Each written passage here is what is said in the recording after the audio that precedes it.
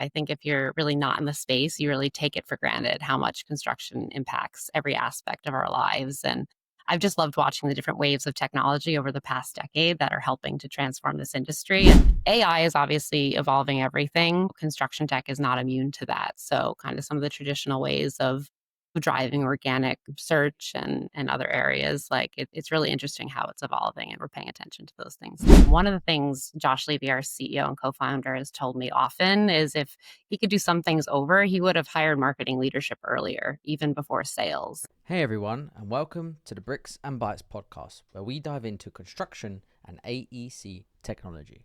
Before we get started though, if you're a startup founder or operator responsible for innovation in your company, or you want a deeper, more insightful look into technology in AEC, you won't want to miss our newsletter. From deep dives into particular technologies such as AI, robotics, design, software, and so on. Hot takes from investors betting big in AEC technology, and advice on building tech companies, including the stories and takeaways of the most successful AEC technology founders. Head over to www.bricks-bytes.com and sign up today to get this exclusive material straight to your inbox. And now for the episode. In construction, precision matters. Every budget line, every schedule, every document. But too often, project data is scattered across tools and departments, creating risky silos. That's where ArcDesk comes in. ArcDesk is the all-in-one construction management platform designed to connect your entire project operation, from opportunity through to tender, all the way to handover. With real-time dashboards, cost control, scheduling, procurement, and document management in one place, ArcDesk gives you complete visibility and control. Trusted by contractors, subcontractors, and asset owners worldwide, ArcDesk has powered landmark projects from shopping centers to Europe's tallest buildings. If you're ready to reduce risk, protect your margins, and deliver projects with confidence, discover ArcDesk today. Visit arcdesk.com, that's ARCH desk.com, and see how leading firms are building smarter with ArcDesk. Everyone in construction is talking about AI. But here's the uncomfortable truth. 80 to 90% of companies are not AI ready. Their data's a mess. And you know what that means? Garbage in, garbage out. That's where Speckle comes in. They're helping global teams from Gensler to Suffolk Construction actually make their data usable, connected, and ready for the AI future. And we're partnering with them on November the 7th, live at SpeckleCon 2025 in London. You'll hear from the AI leaders who are actually doing it, like Gensler, Haskinen, Suffolk Construction, and more. We'll be on stage capturing the stories, debates, and insider takes as they unfold. Want to join us? Head to conf.speckle.systems, that's conf.speckle.systems, and use the code BRICKSBYTES for 10% off your ticket. That's all in uppercase BRICKSBYTES for 10% off your ticket.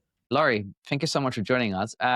Before we dive into Document Crunch successful marketing strategy over the years and what you guys have built there, I think it would be good for people to understand. Did you come from like a construction tech background when you come to Document Crunch, or was the path slightly different? Like, how did you get there? Yeah, when I joined Document Crunch, that was my third startup in the construction tech space. So Oh I've wow, now been a construction tech marketer for almost 10 years. pretty Worked at two rare to startups, find. yeah.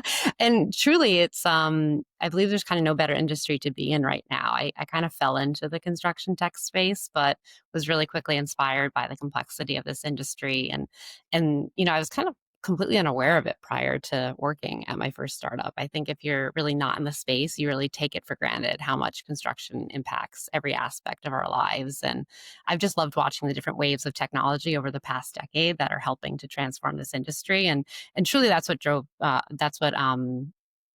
Truly, that's what led me to want to join Document Crunch when the opportunity arose. I was actually between startups at that time. I was consulting, working with a lot of early stage construction tech companies, helping them stand their marketing engine. And I was just really, really inspired by the mission at Document Crunch and how focused they were on solving the problem of really just like understanding the complexity of contracts at the time. And we have evolved a lot since then, though. So Josh convinced you to join somehow. Or did he give you some Very magic? convincing. No, truly the whole team, honestly. I spent a lot of time meeting with the team, and I think that's what's really unique and rare about Document Crunch is the team we've built, and it's almost as special as, like, the product and the relationships and how we're helping to drive, value to our customers. Nice. You mentioned that you were in construction technology marketing for 10 years. Do you have a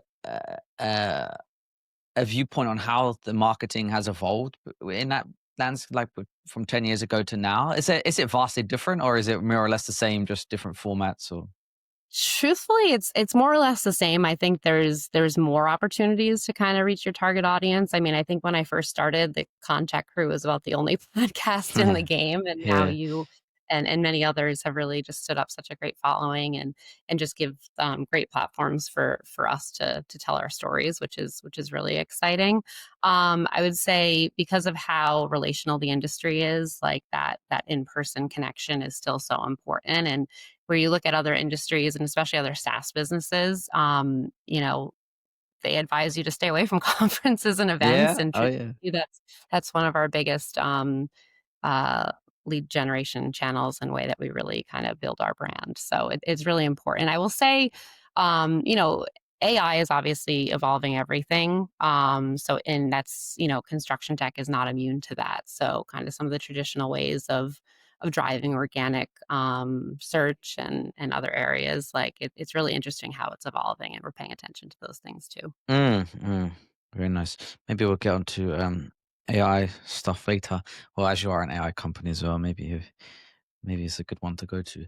Um, okay, so when you joined Document Crunch, they had just raised a series seed stage funding, and then you've worked with them through that period and also through Series A, now Series B. Um, yeah, can you talk about at the various stages how the marketing strategy has developed? Yeah, I think it's really interesting. We did have some marketing when I joined at the seed stage, but not really a strategy at that point. One of the things Josh Levy, our CEO and co-founder, has told me often is if he could do some things over, he would have hired marketing leadership earlier, even before sales. Mm, As once we started to kind of stand up that engine, the sales velocity really improved dramatically. And how do we really do that? I mean, before the A, we were just a very small team, really scrappy, probably similar story to every other startup out there, but we really leaned into the construction ecosystem hard. We prioritized partnerships with companies like Procore. We leaned in heavy to events and conferences and to PR and the podcast circuit. I mean, you and others have given us a platform time and time again. And I think in the earliest days of startup marketing, I kind of equated a bit to product before you have product market fit. You try a little bit of everything, you make yourself seen everywhere, you kind of see what sticks, and then you scale and grow the most effective channels from there. And for us, our early users were concentrated on the East Coast because that's where we were, that's where our networks were. And because this industry is just so relational, in order for us to really expand nationally, we had to go where they were. And so, community building, field marketing, geographically focused sales teams were critical pieces of how we've scaled across our Series A and B rounds. And I think really for us, like scaling also really required evolving from purely marketing led pipeline. Like that's how we started in the beginning to a fully aligned go to market team. mm, So today for us, it's sales, marketing, BD, field, partnerships, all working hand in hand with shared ICPs that we're targeting, target accounts, messaging, and shared goals. And we just have a really integrated go to market motion. mhm. Cool. Um, I think like what's interesting now is how AI is kind of changing the whole game. I know we kind of talked about that a little bit before and how we market and sell. There's a lot of things that we're experimenting with right now. And, the jury's still out on that. But a few things I'm really interested in is like that geo optimization. It's really changing organic search and content strategies. And there's some other really cool AI tools we're exploring, which can understand our user profiles and the way they're changing over time, and we're really working to kind of build GPTs ourselves for the go to mm, market team. So, as an AI company, like we'd be hypocrites if we weren't yeah. using AI ourselves to. to kind of drive growth for the company as well. Fair enough. Cool. So the key message really is find out what works, double down. And that doesn't matter too much what stage of the company you're at. If it works, it works. I think that's right. Cool. Okay, fine. So also one thing, your Series A to Series B happened pretty quick, like within 12-month period. And I guess with that comes a little bit of pressure to scale. Yeah, what's your plan? And where do you see your challenges of trying to like grow the marketing operation to keep up with the demands from, well, I guess investors and company goals at Document Crunch? Yeah, it's a really great question and top of mind for me always. But, as we mature as a business and as a Series B stage company, the biggest challenge is really driving more efficient pipeline as we scale.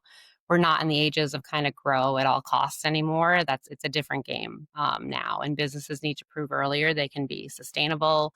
And even with our success, we're not immune to this. And in this industry in particular, it is a challenge because of how relational it is and how much in person matters to growing these relationships and this really word of mouth referral base, which is really an inefficient way of driving demand. But we're really thinking a lot about how we balance the two. And I can't say I have all the answers now, but what is so critical is that alignment across the entire go to market team so that everyone is supporting the strategy to really make it sustainable. Mm, that's interesting because few people we speak to is like uh you meant you did say that word of mouth was inefficient. More so the in person because there's travel costs associated with it being on the road.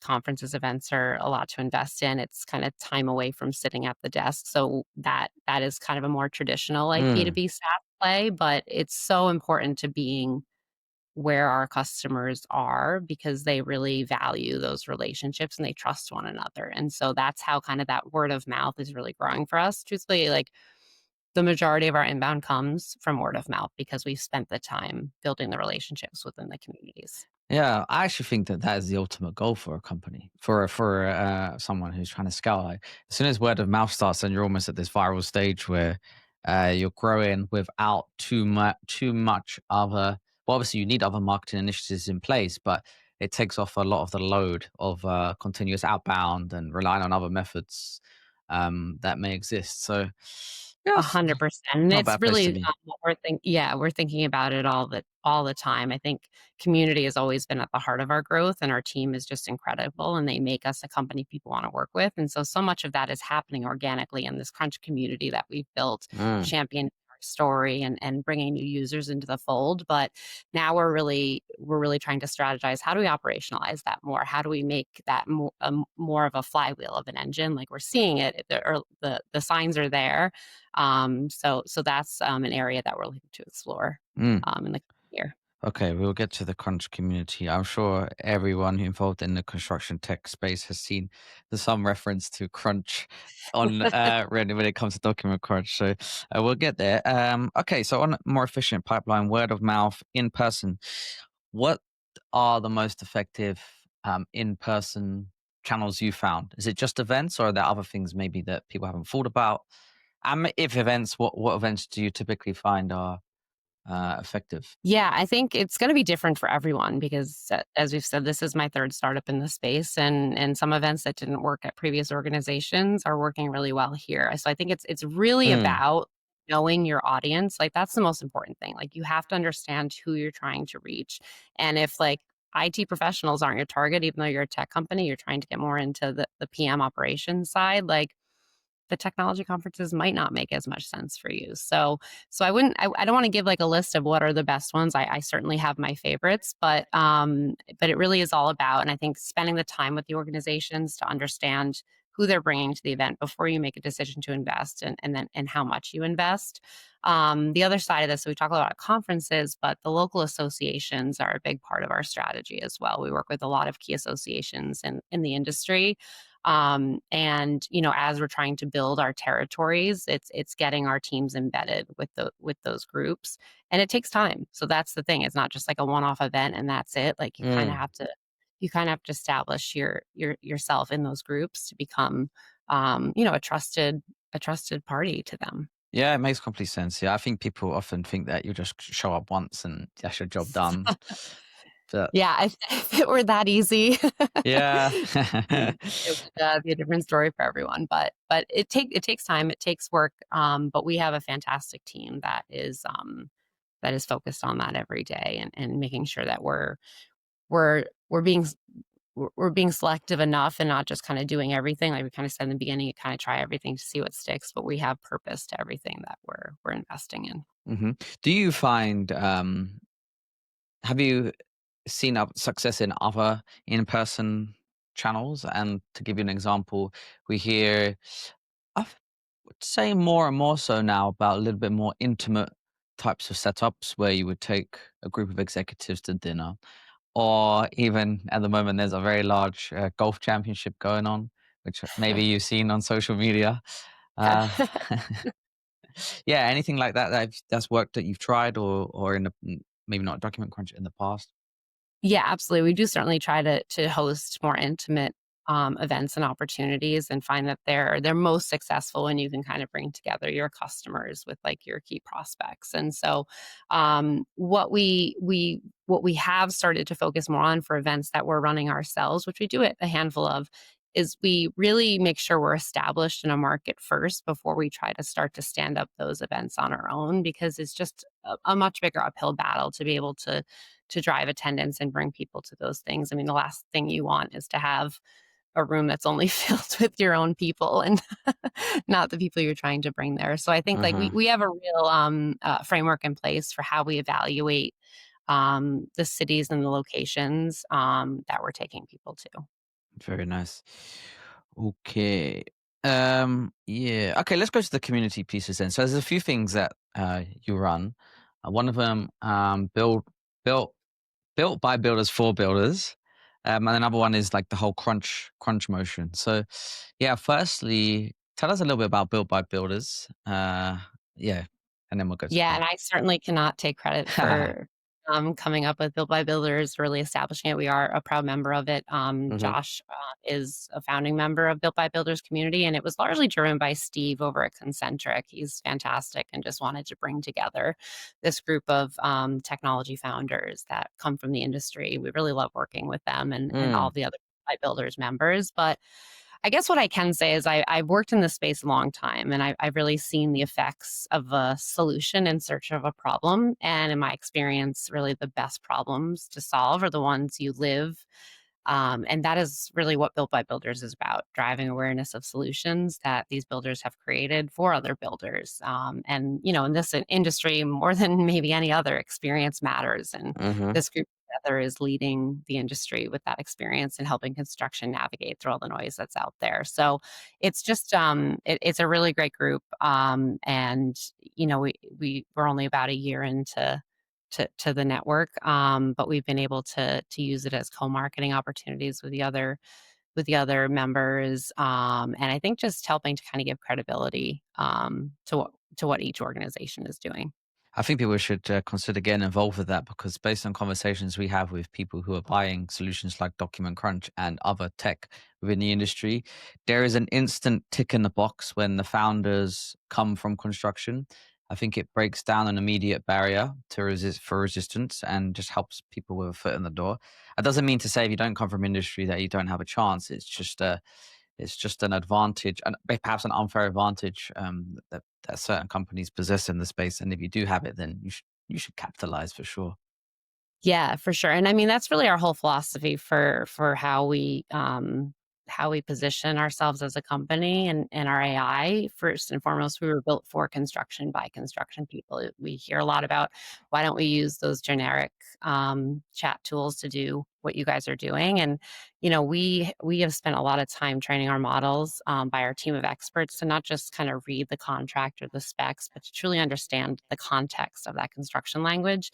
One of the things we hear a lot is, control F is how people kind of do it Hmm. otherwise. And that's actually, frankly, probably our bigger competitor than Ah, other tools, yeah.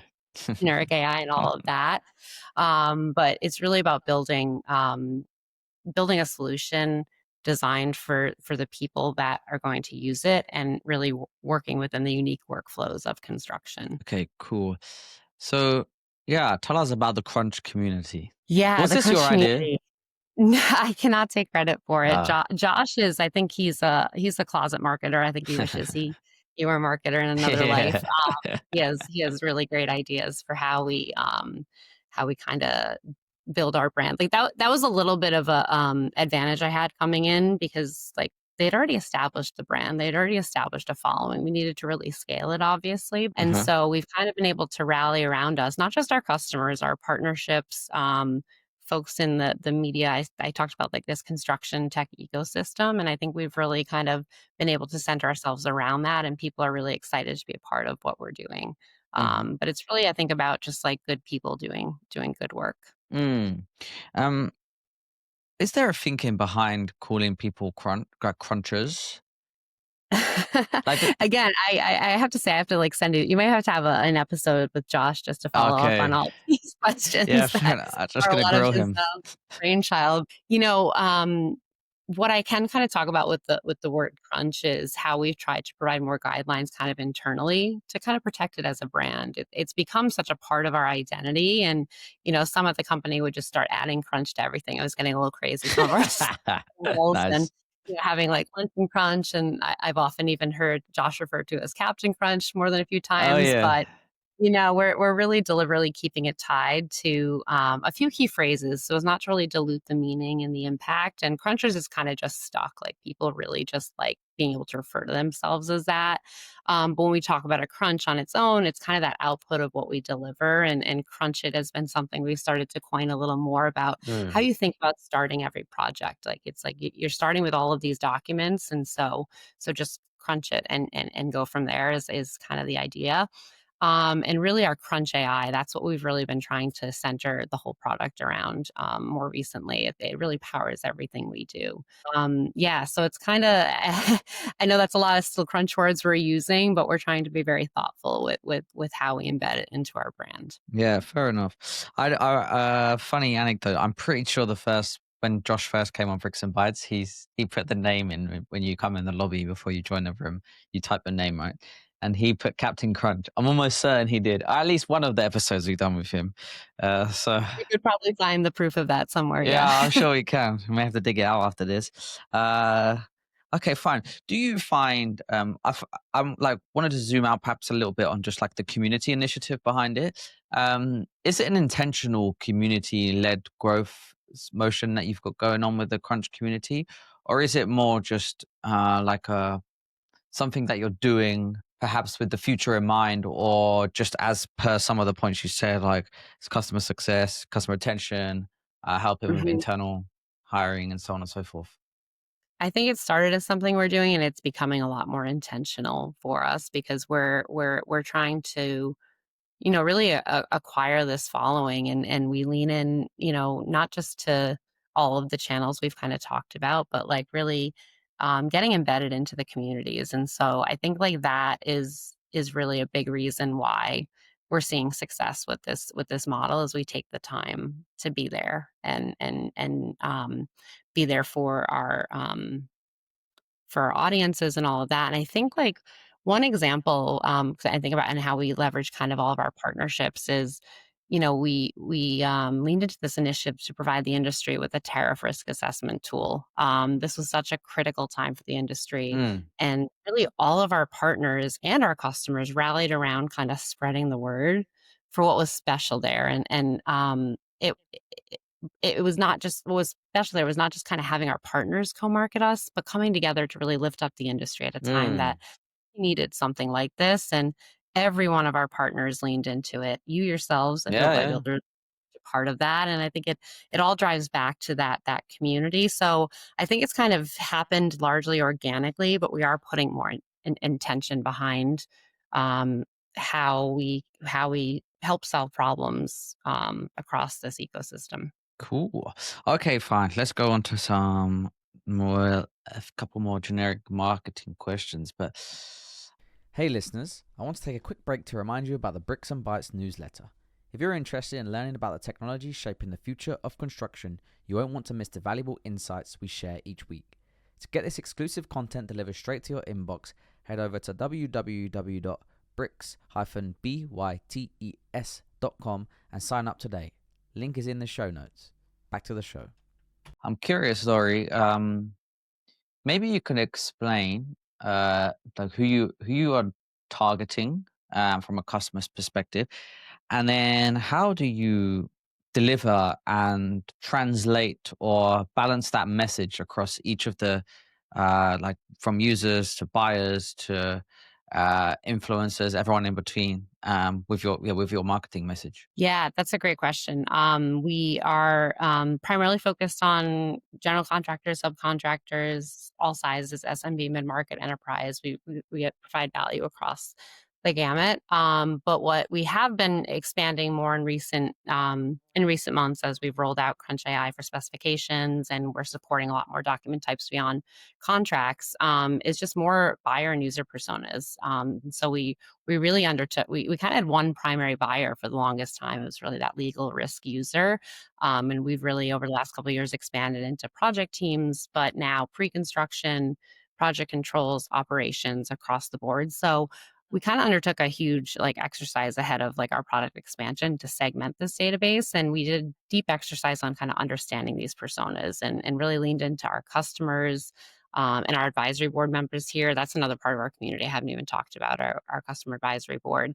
Uh-huh. But we got really deep in understanding their pain, and we have very tailored messaging now to each. But because like what matters to a lawyer when it comes to their contract is very different than what matters to a PM. But what we ultimately try to umbrella everything under is risk matters to all, and it's everyone's job. So that's really our umbrella message to everyone. It's about having a core message that speaks to everyone and then tailoring based on the problem we're solving for each individual user. That's been our approach.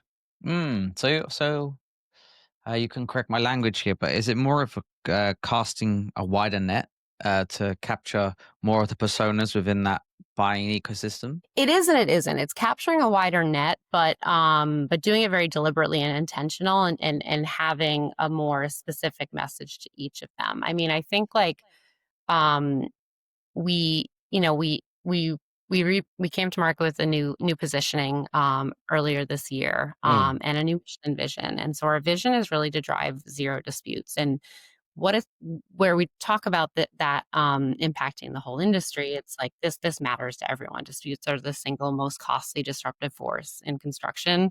They cost contractors millions, they delay projects, they damage relationships this industry is built on. It's such a big problem with our industry that we've just kind of accepted as part of doing business. And so what we're trying to drive is that everyone across the project lifecycle can impact this, just by having better understanding of what's in their documents, what they're signing up for, what they're agreeing to. The number one cause of disputes are errors and omissions in documents, and the number two is the failure to comply with the contract. And that comes from the latest Arcadis construction disputes report. And so, for us, it's really about finding value across all of those stakeholders. We started in one area, but truthfully, how we've kind of expanded across the organization and the project lifecycle is because those users are bringing us into other use cases that that were impacting their risk on a project and impacting kind of their ability to mitigate those risks. So that kind of is how our product has evolved and how our targeting as well has evolved, so that we're really a solution for the entire project life cycle. Mm. Yeah, I like what you say about disputes. I recently learned, well, this is weird. I have a little bit of history of working on some dispute resolution cases back when, like, in my professional Mhm. times. And um, what I learned recently was you actually have funders, people who fund disputes. Obviously, it's just such a big industry that if someone has got a good claim and they think that obviously there's going to be a big pot of money at the end of it, they will fund it themselves to go through the claim, and then once the claim is Mhm. settled and you get the big check, then they get their share. I was like, that's like crazy, crazy to think about. There's a business for everything, but yeah, that really is mind blowing. Cool. Okay, fine. You are in the theater of AI. So how do you how do you develop, or do you need to? Because I suppose like how I'm trying to frame this question is obviously AI is such a rapidly advancing uh, industry. You have all different things to deal with, from competitors arriving in the space, new startups coming in with AI solutions. You also have customer demands, customer skepticism, uh, corporate initiatives to use AI and whatnot. So, how do you? I'm just curious. It's a very open question. How do you manage that from a marketing perspective? Because I can't imagine there's like anyone really knows the answer to this. But I'm curious if it's something that maybe you thought about, and how you are going about tackling it. Yeah, it's a great question. It's a really noisy world out there now since I mean, it's always been, but I think AI has just brought us to a whole new level. And I guess I'll start by touching on like AI perception and construction. So, over the last few years of Document Crunch's existence, we've gone from the industry saying, nope, we're staying away from AI to we know we need an AI strategy. How can you help us? To I am now using AI to find solutions to the problem I'm trying to solve. And a new document crunch comes up every time. So, from an awareness and demand gen standpoint, AI is really changing a lot for marketers in the industry. But there's a lot of noise to cut through, as we said. I think we've tried to play a big role in educating the industry on AI. But the normalization of AI in our everyday lives has really just made those buyers and decision makers more educated on what their AI should do and how it will behave. So they're coming with more questions than ever, but that's still probably a smaller percentage of the market. We spend a lot of time meeting with and educating local associations and peer groups, smaller organizations who don't really have the time or the bandwidth to kind of understand and navigate this whole AI world. That's why organizations like ABC, who we have a great partnership with, are so great because they're spending the time evaluating solutions for their members and helping them kind of cut through the noise too. So we partner with them a lot to make sure that we can kind of help their users and their members understand what's out there and what they should be focused on and what they should be asking all year. We've really been running our trust in AI campaign because I think that's the biggest thing. Like people are like, how do we trust it? Do we know it's going to work for us? And so I think some key things to look for to really have trust in your AI. Is it made for your role in your company and what you're trying to do? You need to kind of find out how your data is being used. That's really important. And just make sure it's going to work for you and handle industry specific docs and terms. I think that's most important for our industry because there's a lot of um, more generic tools. There's a Mm. lot of industry agnostic tools, and construction is so unique, and so that's why going back to like kind of the built by builders mentality, really making sure it's going to work for your needs, and then. At the end of the day, I think accuracy obviously matters the most. So trust is earned through results that constantly and consistently deliver. So that's what you should be looking for always, and kind of having a benchmark against what you're adopting as a result. We actually have a guide on all of this that I can make available to your Ah, list. nice. That's of interest. Yeah. Okay. Cool. So when looking, people should be considering, whether it's made for your role, how your data is used, industry specificity, and what results people can Mhm. expect when using such a solution. Did I get them all? I think you caught them all. There might be a few more in the guide that I left out, but It's a good way to entice people to go get the guide, right? Uh, absolutely. okay, Laurie, you mentioned, actually, sorry, before we get there, I was going to ask you about the Associated Builders and Contractors, ABC for short. But before we get there, I'm curious, some of your investors are involved with the industry, the Trimble or an MS Check, should we say. So how do you leverage those relationships to spread Document Crunch's message. Do they get involved at that level? Should they? Shouldn't they? Any thoughts on it? They absolutely do, and I think that tariff example is a great one where they really leaned in. But they're really supportive of what we're doing. We're grateful. I mean, we're so lucky to have the best investors across the board, and having Trimble and Nemetschek as part of that is just hugely impactful to us. But I think with investor backed partnerships, when they're most successful when we can point to kind of a better together situation, and that's where we try to lead with. So It's really accomplished through, these mutually beneficial integrations. And when looking at our integration with Trimble, for example, the overall benefit of those two systems talking and working together is much more than if the partnership is just about goodwill and best wishes. So it's like we don't really want them just touting like that we're a great solution, go look at it. Like we're actually delivering this and delivering it to our customers kind of directly. So the integration gives a tangible way to deliver high impact to users, and I think just creates a much more compelling story to go to market with as well. Hmm. Okay. Okay. Let's talk about ABC then. So, just generally, I think that you've mentioned it, and from what you said, is that it acts as like a layer of trust for people who would be looking at AI solutions. So you partner with them. Uh, People are able to, potential customers are able to see that document crunches with ABC, and it automatically provides a level of trust for these potential customers. How important do you think that partnerships like this, and maybe a little bit more holistically across the industry, are for a successful marketing operation? Oh, for us, they're critical. Mm, I mean, these are very established associations with deep roots in their communities, and it kind of goes back. I know it's probably the word I've said the most on this interview, but it always goes back to that. I'll use ABC as an example. It's a great partnership. They're clearly kind of leading the charge in helping educate the construction industry on their new technology and AI, and so like the groups that they've assembled really trust what ABC as an organization and what the individual members are able to educate them on and introduce them to. So, as an example, ABC has their Tech Alliance, which Document Crunch is a member of, and it's really their top echelon of vetted tech providers. And this means their members can really spend less time vetting like all this technology out there. We talked about there's so much noise out there. I mean, 10 years ago, the construction tech ecosystem map was a lot smaller than it mm. is today. It's starting to look like marketing tech, which, if you know anything about that, is know where we want to go.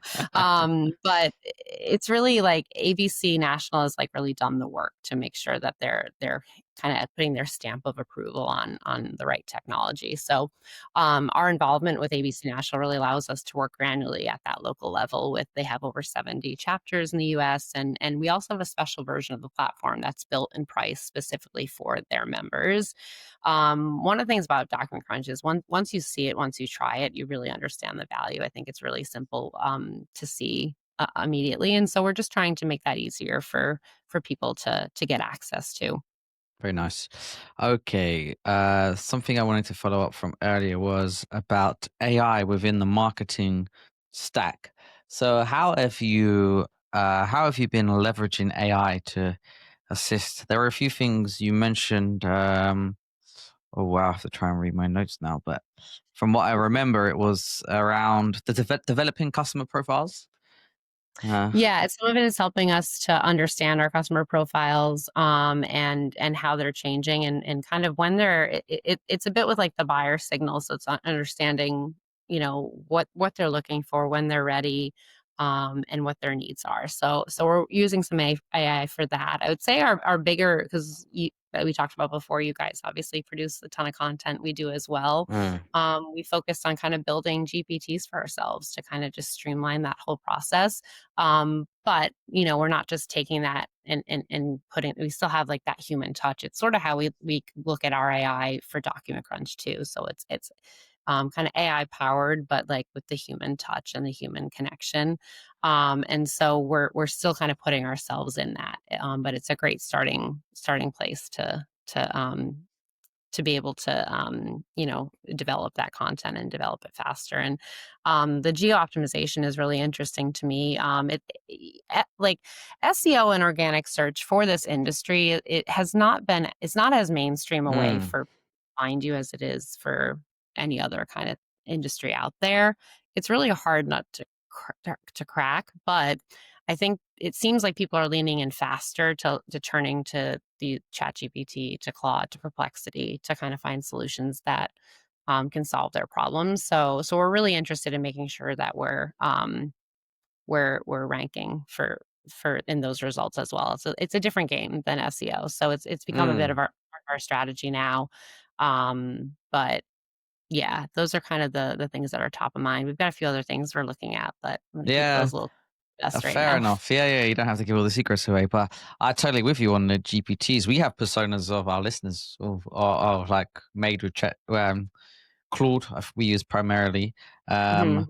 but we're able to frame our content which appeals more to our typical listeners than if we were just to not do that, if that makes sense. And before, it's a very manual process of trying to work out all the demographics, psychographics, and so on and so forth of these people, and it just does a better job at taking off that load, but also just giving you that little bit of precision that you need to produce content which resonates. Uh, For sure. I think it's very interesting on the okay. There's many terms for this, but the one that I've been using is answer engine optimization, which is like the chat. I don't know. Everyone has their own There's one, whatever. LLM optimization, I've heard generative search optimization. Yeah, Yeah, no, yeah, I think Geo is what I've seen most recently. I think they're trying to really tie it closer to SEO. So GEO. yeah, generative engine optimization. Okay, maybe I have to change. Yeah, that's what I've been hearing most lately, but I'm sure there'll be another term next week. Yeah, no, I'm sure. It's a very very curious point. Um, I think I'm interested to see how it pans out in construction technology because you make some good points. Like SEO has not been has been a difficult channel. Whenever you do keyword research on any of these big platforms, so finding stuff related to construction is like it's like search intent is really low. Yeah. So it's almost like people who are buying these solutions might just skip the SEO. I'm not saying they will in their entirely, and it should be considered as part of the strategy, but will consider skipping SEO, just going straight to ChatGPT, Perplexity, Claude, whatever they use, and trying to find a solution. So not having your solution show up when people are searching on these AI tools is obviously a detriment to the company. Have you have you found stuff that works to help just document crunch show up specifically within the what do we call them? Generative engines. Um, yeah, I guess what I would say it's not overly different from an SEO strategy. So content still matters and it's kind of scouring but I think it's making sure your content is in more places because it's Mm, scouring like the the whole vast world of the internet. yes. Um, Yeah. and that's how I've understood it. So, PR is still really important here. Guest posts on other people's blogs, things like that. So I think like that's a big piece of it. And just it's still some of those like keywords that you have to make sure that you're focused on because they're still asking a question and delivering an answer. Mm-hmm. Very good. Okay. Let's go on to some generic questions. I've got like a goodie bag of questions here. Yeah, maybe Laurie, you've definitely talked about it already, but what are some of the nuance within the construction industry that people should consider when are thinking about marketing? Yeah, I think we've talked a lot about it. They trust their local communities. They trust industry focused platforms. So that's where we tend to put a lot more of our attention. I think I kind of always said this industry is a bit of a marketer's dream with no shortage of like publications and associations to tap. I mean, our first target account lists as companies are built for us with the NR rankings. So that's a really great resource to be able Yeah. to with. And I've just found the very industry focused channels provide better opportunities to reach your target or help your targets find you than, say, those traditional paid and organic search methods. I'm not saying they shouldn't be part of your strategy, but truthfully, like the majority of our organic search traffic comes from branded search. People who've heard about Document Crunch, and that's how they're landing on Mm, our page. As you've talked about, mm, like I needed a construction contract AI review solution. Sure, we get we get hits for that as well, but it's really I think it's really important to build that halo brand to be able to get people kind of organically coming to you versus just and I'm not saying a content strategy doesn't work and there are certainly great examples of it. Level set had a lot of success with that and for solving that problem, but I've just found it's just not as I would say if I were to rank like like our channels, it would be, much lower than some of the other things we've been talking about. Yeah. How important do you think thought leadership? Let's start with thought leadership first, and then I will go on to things like founder-led marketing and like the face of the brand. Yeah, I mean, all of those things are really, really critical and a big part of like our success at Document Crunch. Thought leadership is you know y- y- when you're starting out, people don't want to just see a solution or talk about like what the solution does. It's like it all ties back to that problem. So we're really focused on kind of placing our our beliefs, our philosophies in front of the audience in as many ways as we can. So like I said, we have a robust content strategy, but we're replicating that content and using it in a lot of different channels and making sure that it's there. But it's really important to have like really good subject matter experts. And your founders typically are that subject matter expert. And I do think a founder-led strategy, especially in the early days, is so important to growing kind of your brand and your awareness. And what social channels have you found to be? Uh, mm, you don't have to necessarily speak for Document Crunch, but you've got Mhm. vast experience. So I know the answer to the question, but I'm just curious if anyone ever comes up with something different. Yeah, I don't think this will be a stunning response. uh, LinkedIn is really the go-to. There's certainly value in having a presence across the other channels, and I think it depends on your audience too. But for more business-minded folks, and this is true for like all B2B. It's not just unique to construction. I mean, there's some probably good examples of other B2B organizations finding success on TikTok or Instagram, but we've just found that's not like where the audience is. So we haven't focused there. So and I think LinkedIn is trying to make itself a little more like those platforms, so it becomes like a part of your daily use more so than before. And we find a lot of value from there. It's I mean it's we consider that part of the Crunch community as well. That's how we really built up a following hmm. and um, yeah, that's the one I would prioritize, though I think, that's not a very, Nah, um, I mean, novel I'd idea. 100%. Yeah, I would 100% agree. There's no magic, no other answers. There's a few individuals on there, but no real community. It's Yeah, I just, would say from an SEO standpoint, and we talked about SEO, but I would say like X and YouTube still have value there, mm, because they're authoritative sources, or I mean, I think X still is. I don't really know, but yeah, but that's what we find. You're somewhere. still it's still helping you kind of rank and search if you're present in those channels too. Yeah, fair enough. Okay, how big is the marketing team at Document Crunch? We are at 9 members now. Wow. So how do you structure the team? hmm Yeah, it's it's been so we started it, as I mentioned, when I joined. So we were a very small team of two. We kind of generalists wear a lot of marketing hats. But as you grow the team and you're starting to think about like the functions you want people to own, like you still kind of need someone with like a generalist background or understanding, because digital marketing is so many things. And, if we only have budget for one digital marketer, we need to prioritize what's most important. So someone with like email marketing experience, a little paid search, paid social. You can't have too many things, but it's sort of that idea that someone who kind of can wear a few hats as we continue to prove value in those channels to then um, make the case for more hires there. So, we have our content org, we have our digital org, product marketing, and our field marketing and partnerships. So that's the way the team is structured today. Nice. So what you were saying like earlier on, more generic, and then as you work out what the channels are, you then branch out into the more specific areas, like you mentioned, content, product, digital, and field. Is that right? That's right. Yes. Okay. Okay, fine. Yeah. Cool. Okay, cool. Okay, last question then. Your predictions for the future of marketing in AEC. Go wild.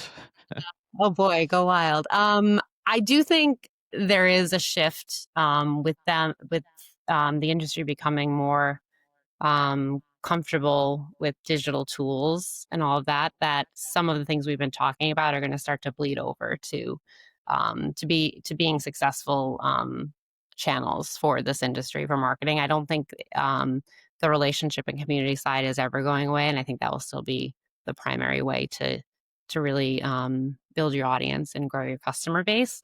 But I do think like some of the things we've talked about with the generative engine optimization and other areas are just going to unlock more ways for construction tech tools to be found. I think it's a great place for the industry to be. Like they've always had such a reputation for being slow to adopt, and I'm so thankful that no one really references the McKinsey study anymore Mhm. about being the least digitized. Oh, And if yes. someone does reference it, then they're a You newbie. know. Yep. But I think they've really shed that reputation behind, and it's more about adopting the right things that are going to drive the right value to them. And so we just as marketers have to use every tool at our advantage to help them find that. To keep going. Cool. Okay, Laurie, thank you so much. It's been a pleasure. Have you got any initiatives currently running that you want to plug at the end here of Document Crunch? Yeah, no, thanks for having me on. This has been great. I we have fall time is always our busiest conference season, so we're really excited Mm. for what's coming up there. We have a big sponsorship at Groundbreak. It's in Texas, so say everything's bigger in Texas, and so we're making a big splash there. So for anyone there, make sure you come check us out. What we're really excited about now, I've talked about a little bit, our Crunch AI for specifications, and that quickly kind of becoming our most used product. So we're doing a lot of marketing around that. We've been running a lot of educational webinars and seminars on how this is really going to be like a game changer for the industry to help prevent scope gaps and conflicting requirements within these massive documents. So we're really excited about the work we're doing there. Yeah, so just Awesome. come find us Just a few on the show things. floor this fall. Cool. Thank you so much, Laurie. All right. Thank you, Alan. Appreciate having me. Take care.